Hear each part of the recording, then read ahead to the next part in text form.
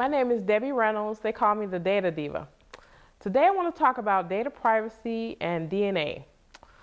DNA testing is a very integral part of how medical data or genetic information is used about individuals.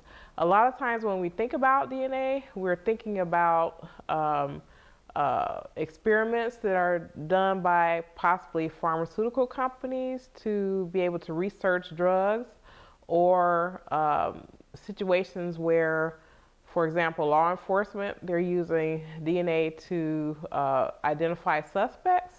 But also now, over the last several years, there have been companies that have come to market to do what's considered recreational DNA, meaning people, for example, wanting to search their genealogy or find out what their genetic makeup is in terms of where they originated from.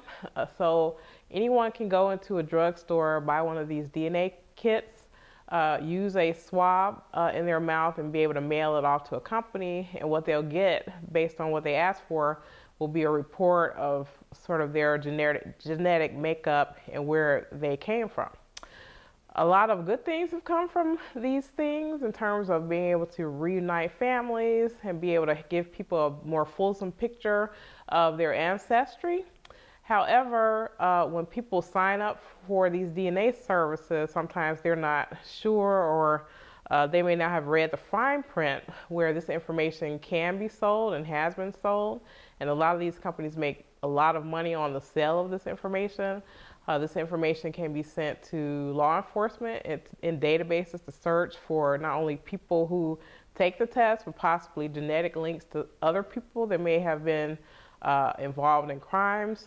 And also because individuals, when they do these tests, they're not necessarily asked for what happens to the test or what happens to the data after they submitted it, it becomes a concern. So in current data privacy laws like GDPR or CCPA, there are parts of those laws that say that if data was collected for one purpose and it's used for another purpose or sold to a third party, that the individual that gave the sample or gave the information or the consent needs to be notified in writing. However, a way around this, and this is something that's been happening over the years, is we're finding companies buying these DNA companies and merging together. So if, for example, let's say like 23andMe, if they were selling now data that was collected from an individual to a third party, if under the CCPA they would have to notify that person. But because 23andMe was bought by, I can't remember what company they were bought by, but if they were bought by another company that they would have ordinarily sold the data to and they merged together, the consumer does not need to be notified about what other uses that this data will be looked at for. So this is a concern. It basically is a loophole in the law because it really doesn't address acquisition of companies and acquisition of other data types.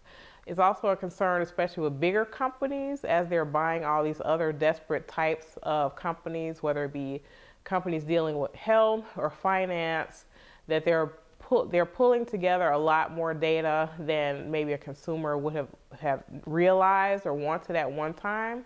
And also that these companies could be creating like data monopolies where they're getting a more fulsome picture of an individual to either share or sell or be able to use it in some other way.